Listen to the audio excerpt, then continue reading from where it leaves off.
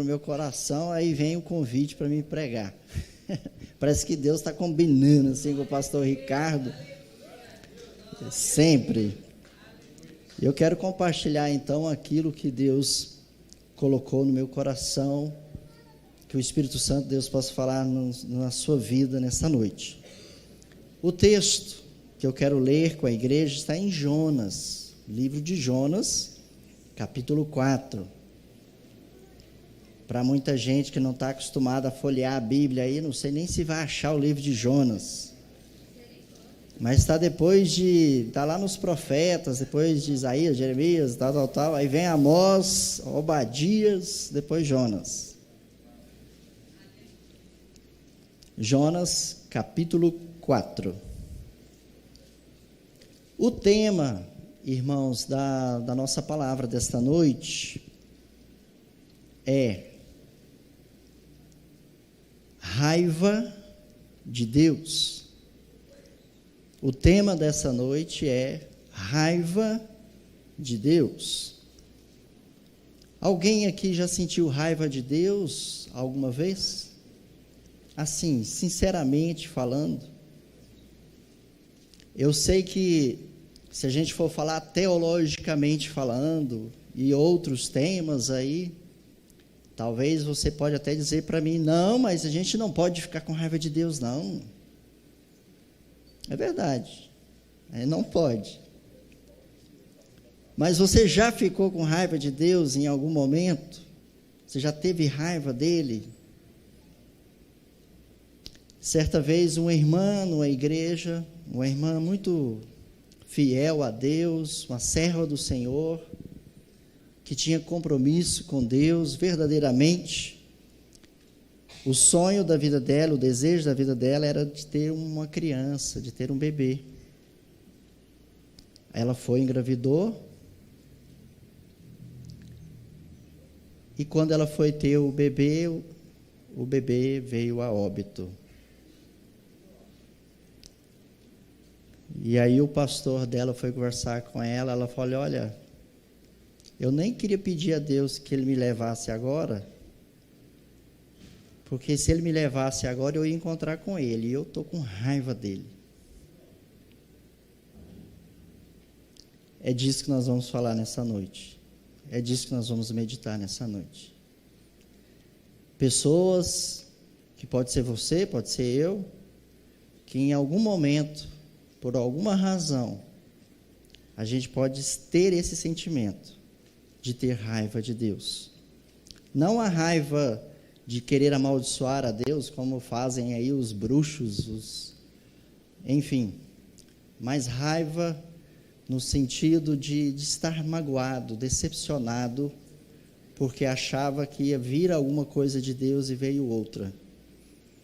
Jonas, capítulo 4, nós vamos ler dos versículos de 1 a 4, que diz: Mas isso desagradou extremamente a Jonas, e ele ficou irado.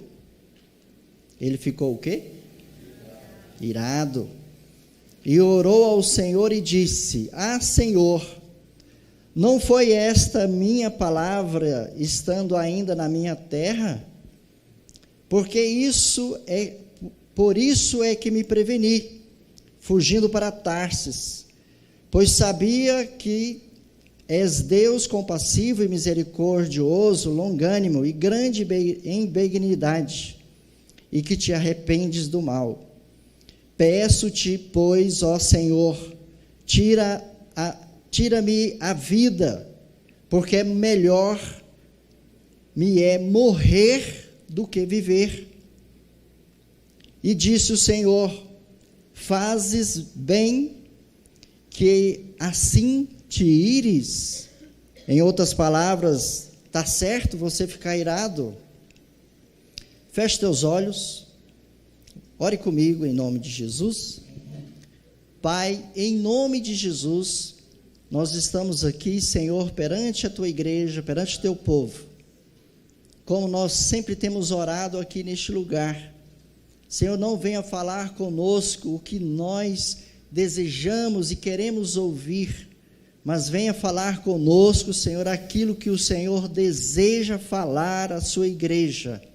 Aquilo, Senhor, que o Senhor quer trazer de revelação à igreja. Aquilo, Senhor, que está no coração de Deus, que possamos estar alinhados aos céus, alinhados a Deus e alinhados à sua vontade.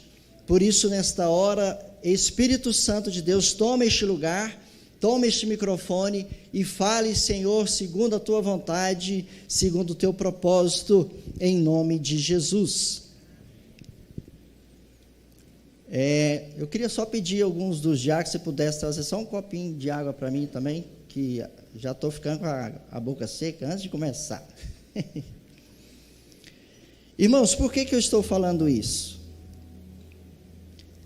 E pegando por que o exemplo de Jonas? Porque Jonas, ele começa aqui no capítulo 4, falando que ele ficou com raiva de Deus.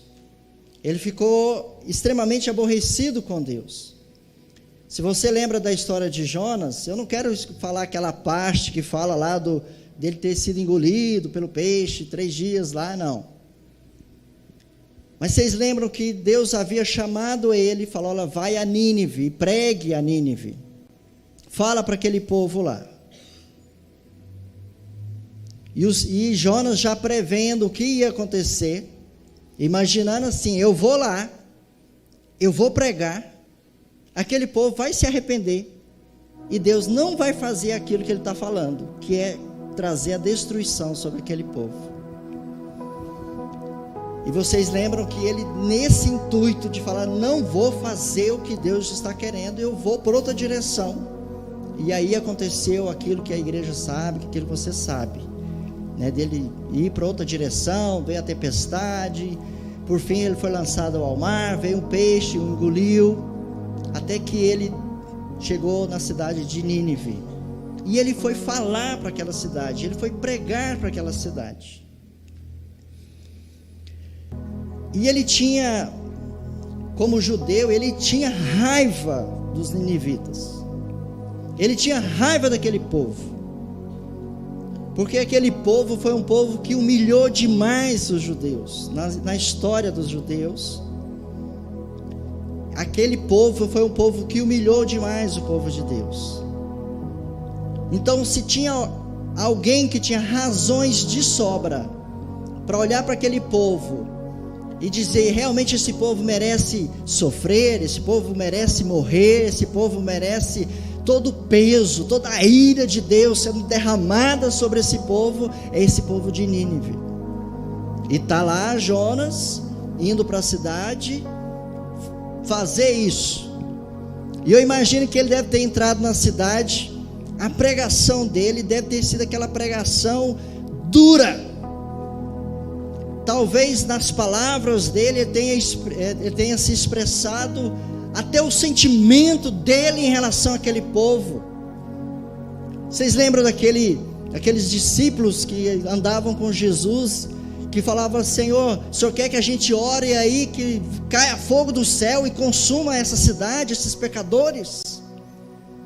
Talvez esse era o sentimento de Jonas, talvez esse era o desejo dele, que orasse para Deus e fizesse como Elias, orasse e o fogo descesse do céu e consumisse Nínive, queimasse os moradores, destruísse as cidades, para que aquele povo tivesse um sentimento de sentir o que ele sentiu como judeu, quando as terras foram invadidas, quando as plantações foram queimadas, as casas destruídas, os lares desfeitos. Talvez esse era o desejo, que Deus fizesse com Nínive como fez com Sodoma e Gomorra, caísse saraiva, caísse chuva e queimasse a cidade, destruísse a cidade. E aí ele pregou sobre a cidade, e aí o povo se arrependeu. O povo se arrependeu, buscou ao Senhor, do rei até a pessoa mais simples da cidade, jejuou, Vamos jejuar também para a nossa nação, né? Só a dica aí. E aquele povo se voltou para o Senhor. E ele deve ter subido no alto do monte pensando, agora o fogo vai cair, vai destruir tudo. E nada. Nada. Passa o tempo e nada. E aí ele começou a se zangar. Senhor, o Senhor está de brincadeira comigo? O Senhor me faz sair da minha terra.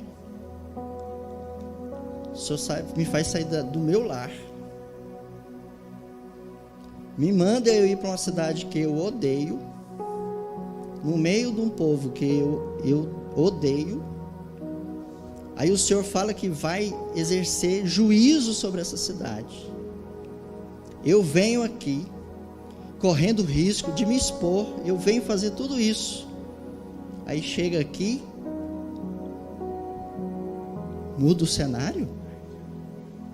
3 dias na barriga do peixe, para quê? Para chegar aqui, esse povo se arrepender? Para chegar aqui e não acontecer o que eu queria que acontecesse? E está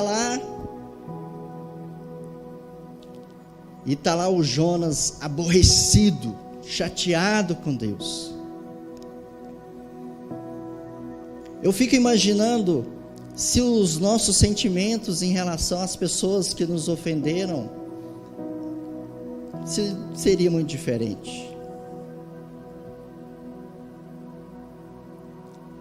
Se aquela pessoa que passou a perna em você, que te enganou, que te roubou, que te frustrou, que causou danos na sua vida, daqui a pouco Deus está dizendo para ele, eu quero que você ore por ele.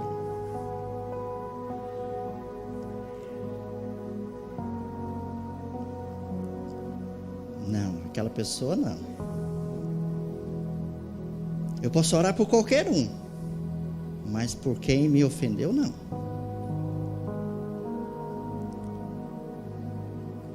Por aquela pessoa que atropelou e matou meu filho, meu conhecido, para essa pessoa não oro, não. Eu vou orar para o médico que errou a cirurgia e trouxe minha filha, meu filho defeituoso a este mundo?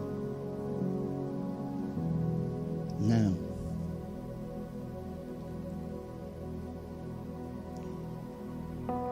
Esse é o sentimento. É o sentimento que quando nós começamos a viver situações na nossa vida, que a gente começa às vezes não entender o porquê. Por quê? Porque na nossa mente cristã, na nossa mente, nosso relacionamento com Deus, e provavelmente a nossa cultura brasileira vai sempre dizer assim: se você fizer o bem, você vai colher o bem. Se você fizer o mal, você vai colher o mal. Aliás, isso está até na Bíblia, né? Aquilo que o homem plantar, certamente ele vai colher.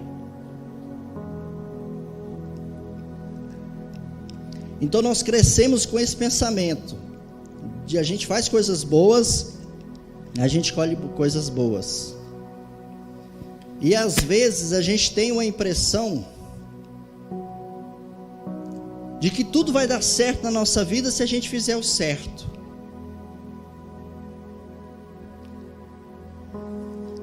Uma vez eu fui pregar numa igreja de um pastor amigo em Teresina, que ele queria falar alguma coisa de mim. E parece assim, sabe aquele tipo de pessoa que parece que você vai falar né, pastor Ricardo, que o pastor também, que nasceu num lar cristão, sempre viveu, né, nesse ambiente, vai falar o quê? Vai falar o quê do nosso passado? Vai dizer o quê? se eu fosse olhar por esse lado, talvez eu cresci, nasci no lar cristão, e o pastor meio que não tinha nada para falar do que aconteceu na minha vida antes eu era um drogado, antes era um maluco, antes era um doido, antes era um depravado, antes eu era isso, aquilo, tal, mas eu não fui, porque eu nasci, graças a Deus, dentro de um lar cristão, dentro de um ambiente saudável, de pai, de mãe, de família, igreja.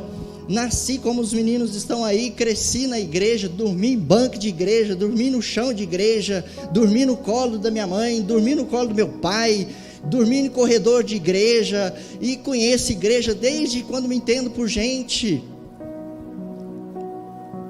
instruído no dízimo, instruído na oferta, na dedicação. Com 11 anos eu era igual a esses meninos, cantava, tocava, dirigia jovens. Com 14 anos eu já era líder de jovens. Então pensa assim, a vida foi toda maravilhosa. E nós que estamos nesse ambiente de igreja, aí pega aí uma canjazinha de teologia de prosperidade, daquele evangelho de que assim, faz certo, que vai dar tudo certo na sua vida.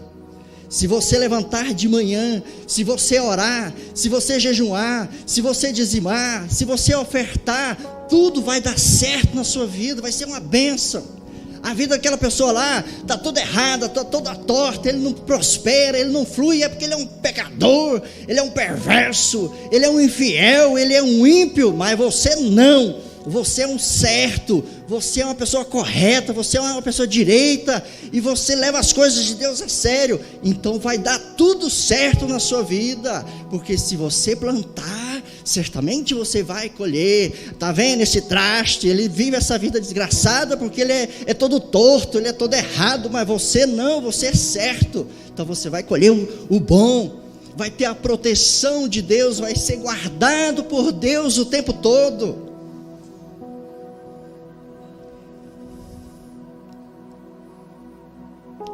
Só que na nossa vida, na sua vida, na nossa vida, com esse negócio a gente fica querendo colocar Deus em um lugar onde a gente começa a achar que a gente que manda nele. A gente coloca Deus num patamar que a gente começa a achar que quem coloca as cartas na mesa e diz o que tem que ser feito, o que pode ser feito, o que não pode ser feito, somos nós. Aí você chega com a sua justiça própria, chega com a sua razão e dizendo, agora eu exijo, agora eu vou exigir de Deus, agora eu vou prosperar em Deus, agora eu vou ter livramento de Deus, agora eu vou ter fogo, eu vou ter justiça de Deus, agora eu vou ter prosperidade de Deus, porque olha para a minha vida, não há nada em mim que possa me desqualificar. E a gente vai com a nossa justiça própria, achando que a gente é bom, que a gente é merecedor, que a gente está cumprindo todo o manual, pronto, aqui, oração ok, jejum ok, dízimo ok, oferta ok, tudo ok.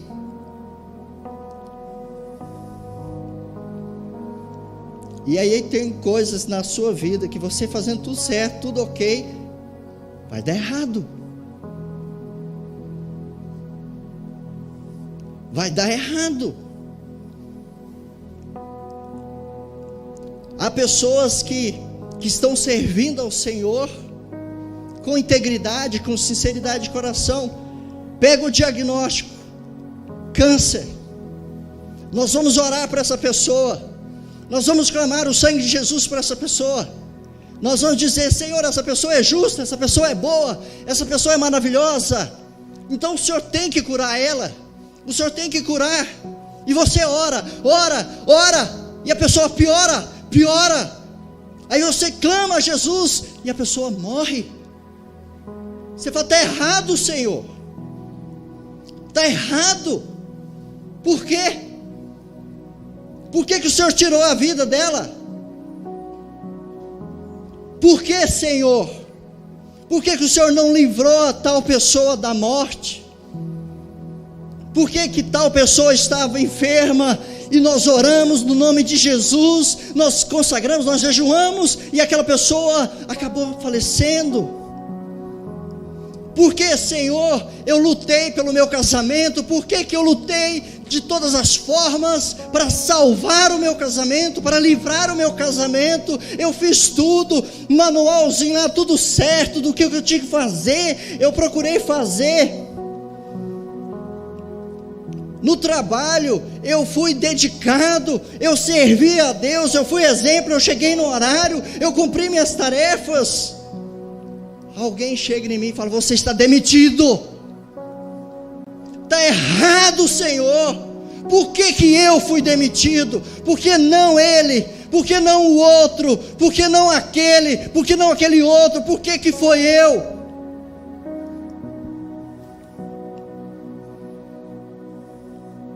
Por que, Senhor?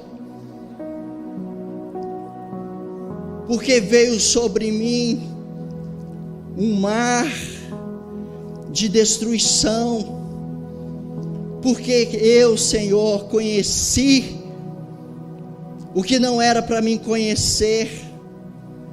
Porque que eu conheci a frustração? Porque que eu perdi coisas que eu achava que estava na minha mão, que eu tinha me segurado com todas as forças, eu já tinha tomado posse, Deus já havia me dado. Deus veio, tirou, tomou.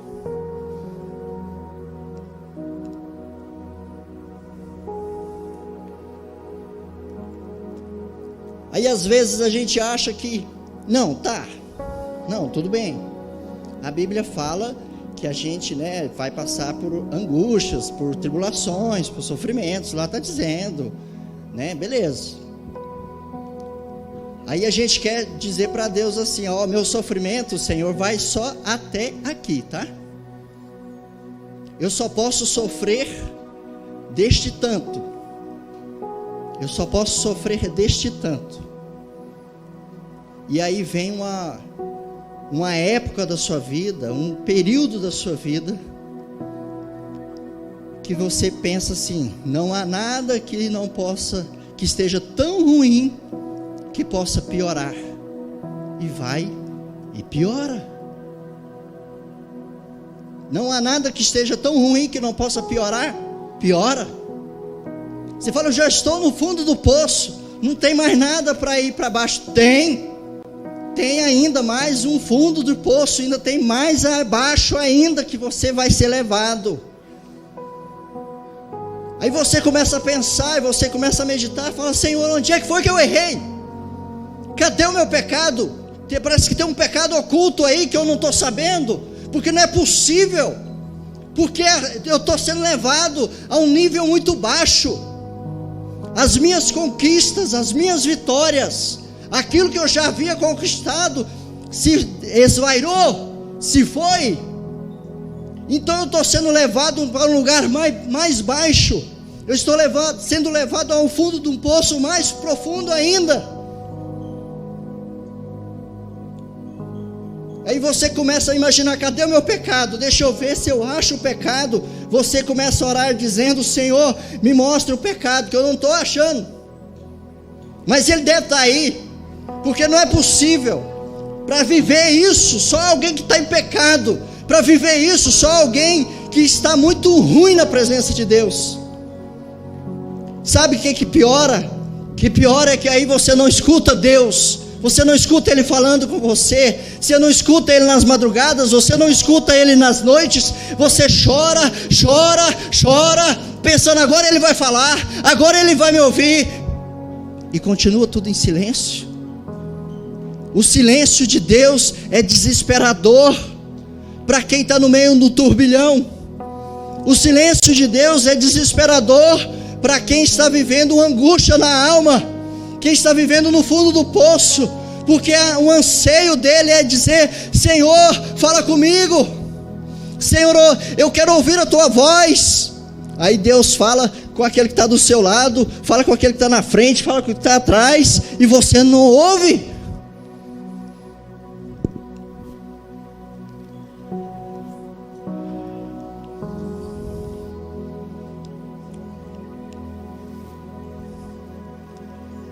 Onde está Deus? Essa palavra que está dizendo, aquilo que o homem plantar, certamente ele vai colher, está errada. Eu estou plantando coisas que eu não colhi, eu estou vivendo coisas que eu não semeei. Por que, Deus? Por quê? Porque foi tirado de mim. Porque foi tirado de mim. Porque foi mudado a minha vida. Por que eu estou vivendo isso? Por que eu estou nesse fundo de poço?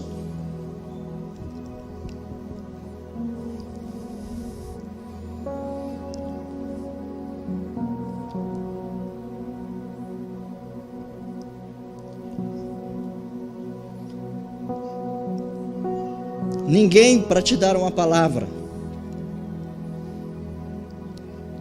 Às vezes você está dando palavra para as pessoas. Você está liberando palavra. E a sua palavra.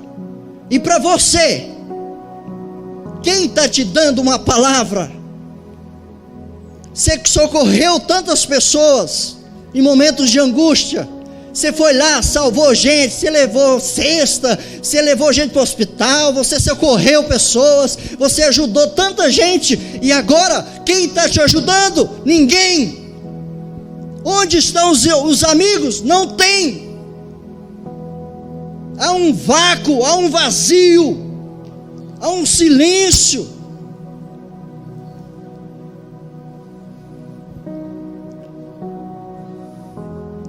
E aí aonde nós começamos a ficar com raiva de Deus. Por quê, Senhor?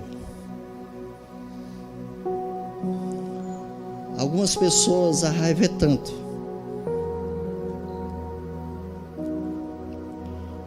que ele fala assim: ah, é? O senhor estava fazendo tudo certo, tudo certinho, e desabou tudo. Então tá. Então agora eu vou chutar o balde mesmo. Porque eu estou sendo certo, estou sendo justo, estou sendo correto. Olha o que sobreveio sobre mim. Agora então eu vou chutar o balde mesmo. Pronto. Vou me revoltar. Não vou mais à igreja. Não vou fazer mais o que é certo. Não vou mais estar fazendo nada do que eu achava que era certo, porque tudo que eu fazia, achando que era certo, que ia trazer benefícios, só me trouxe dor de cabeça, trouxe perseguição, trouxe a cruz, trouxe peso. Então eu vou chutar o balde. Ou então, eu vou correr, eu vou fugir.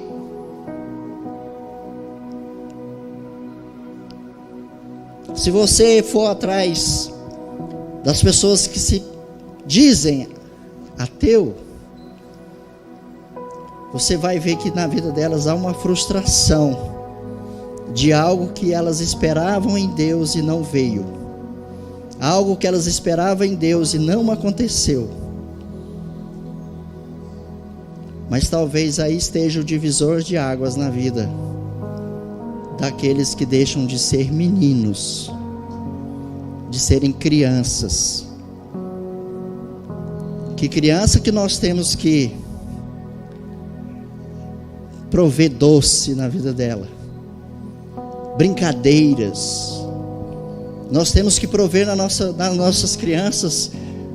Não traga peso sobre ela, traga felicidade sobre ela, traga alegria sobre ela. Se nós fôssemos uma igreja que entregássemos doces para as pessoas, talvez a igreja estivesse cheia. Porque todo mundo quer doce. Porque todo mundo quer uma vida fácil. Porque todo mundo quer prosperar. Todo mundo quer vitória. Todo mundo quer ser líder. Todo mundo quer ser cabeça.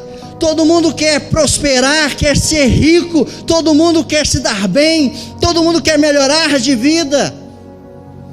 Mas o evangelho de Jesus Cristo e a cruz de Cristo nunca foi doce, nunca foi festa, nunca foi só alegria. Mas a cruz de Cristo é ser levado para o lugar onde você e Deus, e a sua fé, e a sua convicção, e o seu testemunho diante dEle.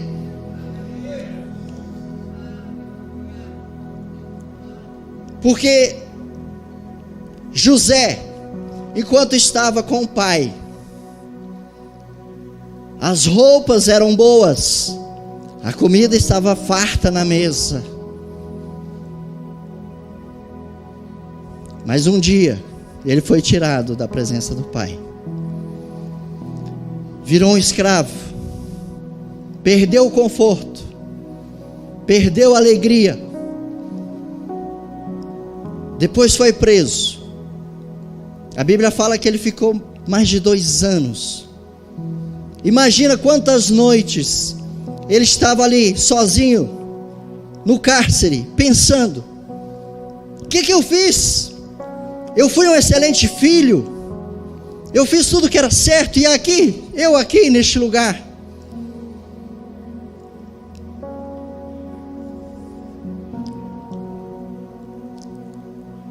Talvez você precisa aprender que relacionamento com Deus vai muito além dos seus desejos, dos seus anseios. Vai do anseio de Deus para a sua vida. Porque nós deixamos de ser meninos birrentos, meninos que emburram, quando nós começamos a deparar com isso, com esses momentos da nossa vida, esses momentos de perdas, esses momentos de frustrações, esses momentos que as coisas dão errado, esses momentos que as coisas não saem como a gente quer. É nesse momento que Deus começa a se revelar para você e dizendo: agora você vai me conhecer de verdade. Agora você vai me conhecer de verdade. Porque aquele que crê em mim, ele não pode ficar baseado no que ele está vendo. Ele não pode se basear no que ele está sentindo. Ele não pode se basear nas circunstâncias que estão em volta dele. Mas ele tem que basear a sua fé em Cristo Jesus e na palavra dele.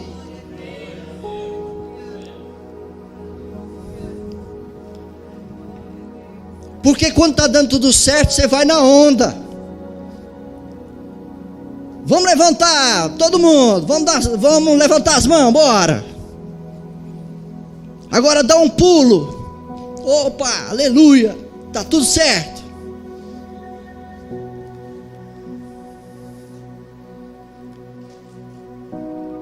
E quando você olha para a sua despensa e não tem nada, não tem emprego, não tem renda, e tem filhos chorando, querendo comida, e você não sabe o que você vai fazer. Quando você entra numa crise da sua vida, que você começa a perder até a sua identidade, que você já não sabe mais nem quem é você, você já está atordoado das pancadas que levou, que tem levado. E aí nessa hora você pensa: vou desistir. Vou desistir. É nessa hora que você joga a toalha, que você diz: eu não aguento mais. É nessa hora que Deus começa a se manifestar para você quem Ele é na sua vida, para manifestar na sua vida que o poder é dele, a força é dele, tudo que você precisa está em Cristo. Porque enquanto você ainda tiver sabedoria, enquanto você tiver forças, enquanto você estiver lutando com os seus braços, enquanto você estiver lutando com a sua capacidade, É como se Deus sentasse e falasse: eu vou ver até onde ele vai. Eu quero ver até onde ela vai. Aí daqui a pouco você está morrendo e dizendo: eu não aguento mais. Eu não aguento mais. Tudo que eu tinha de fazer eu já fiz. Onde eu podia buscar, eu busquei. Todo jeito que eu podia tentar consertar as coisas, eu tentei. E Deus lá em silêncio.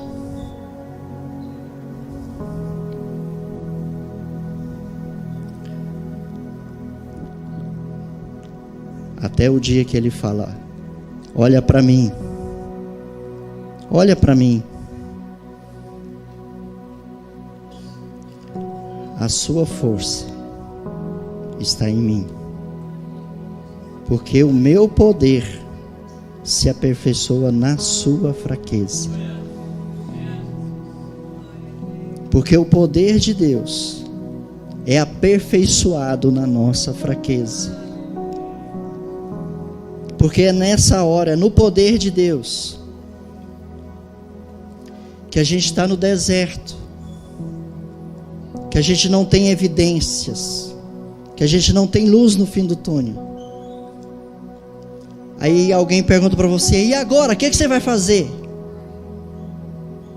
Você fala: humanamente falando, eu tenho vontade de gritar. Humanamente falando, eu tenho vontade de desistir. Humanamente falando, eu tenho vontade de retroceder. Mas tem algo dentro de você dizendo: continua crendo no Senhor. Continue crendo no Senhor. Continue crendo no Senhor. Mas eu não vi, mas eu continuo crendo. Eu não estou vendo, mas continue crendo. Não está acontecendo, mas eu continuo crendo. Porque o meu Redentor vive. Porque nele está todas as coisas. Porque a força que eu preciso, que você precisa, está no Senhor. Porque a minha graça te basta. O que é graça? É aquele dia que você acha assim: não aguento mais hoje. E o Senhor diz: sim, você vai aguentar hoje. Sim, você vai aguentar. Sim, você vai estar vencendo. Porque é na minha força que você vai vencer. Não é na sua capacidade, mas no meu poder, na minha graça. É nessa hora que a gente entende que andar com Deus não é romântico. O que não é romântico? É assim, irmãs, você que já foi mãe, tem um comercial lá na TV de fralda de criança, certo? Como é que está o bebê lá no comercial? Bonitinho, né? Rindo, dormindo. Como é que é criança na vida real? Bebê. Ele te deixa dormir? Te deixa comer? Você tem sossego pelo menos para ir no banho, tomar banho, ficar assim meia hora no chuveiro tomando banho? Isso é vida real. O que é o romântico? O que é a fantasia? É o comercial da TV. Você vê um casamento, você vê o casal lá, lá na TV, o comercial de TV, falando do casamento, aí vê o casal, os dois olhando um para o outro, lindo, maravilhoso, na beira de uma praia, no lago, ali sentado num restaurante, comendo, tal. Quem é casado, como é que é a vida real de casado? É flores, é festa, o tempo todo. Você que é casado, você sabe, é bênção, mas você sabe das lutas que você trava, das renúncias, dos conflitos, das guerras. Tem dia que você quer chegar no seu casamento e fazer igual o Cláudio Duarte fala: você queria assim separar, não, mas assassinato, uma possibilidade. Isso é vida real. Quem é a irmã que nunca olhou para o seu marido e falou: eu nunca tive raiva do meu marido, nunca tive raiva dele, ele deixa a toalha em cima da cama, ele toma banho e larga a roupa em qualquer lugar, Quem é que nunca teve raiva do marido? A irmã Dulce não está aqui, né? Mas ia dizer, né, a nossa frase que a gente costuma dizer. Isso é vida real. Por isso que nessa noite eu convido você para viver um relacionamento com Deus, não de romances e fantasias, mas um relacionamento real, para você dizer para Deus: eis-me aqui, Senhor. Se o Senhor me abençoar, eu estarei aqui. Se o Senhor não me abençoar, eu estarei aqui. O Senhor fez prosperar meus caminhos, eu estou aqui. O Senhor retirou tudo de mim, eu continuo aqui. O Senhor deu vida, eu estou aqui. O Senhor tirou as pessoas que eu amo, eu continuo aqui. Porque meu amor por ti, Senhor, está além do romance, está na convicção, está na certeza do Deus que você serve. Porque Deus vai se manifestar para você e você vai conhecer a Deus, não é quando você está próspero, quando você está fluindo, quando está dando certo, mas você vai conhecer a Deus, é quando dá tudo errado na sua vida.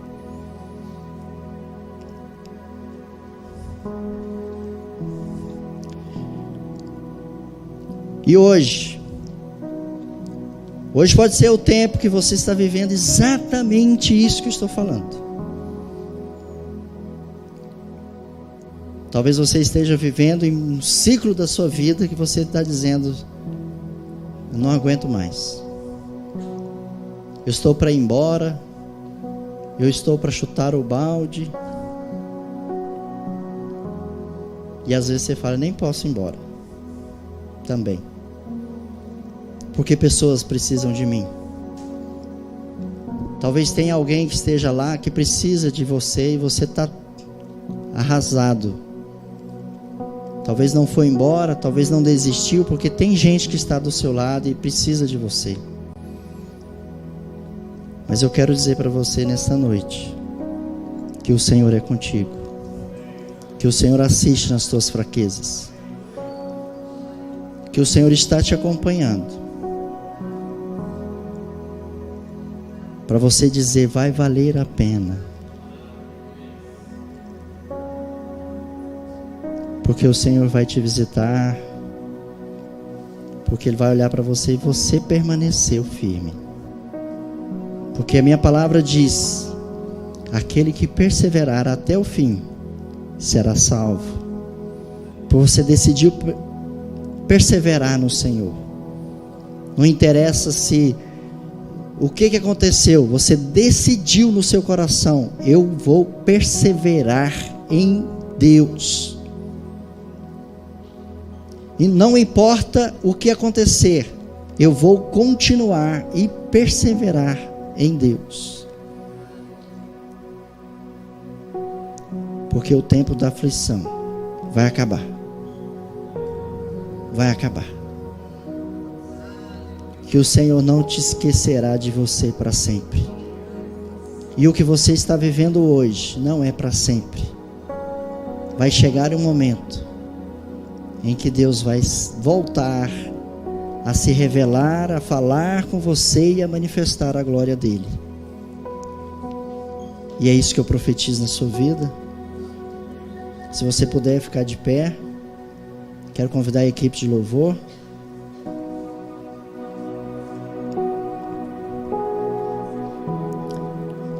Chegará o tempo e o dia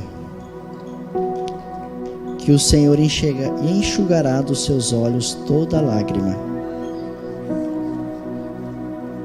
Vai chegar o dia que você vai, talvez até continue sem entender. Pode chegar o tempo e o dia que você continue não entendendo. O que aconteceu? Por quê? Mas você vai ter uma certeza: Deus estava lá. Deus estava lá. Deus abençoe em nome de Jesus.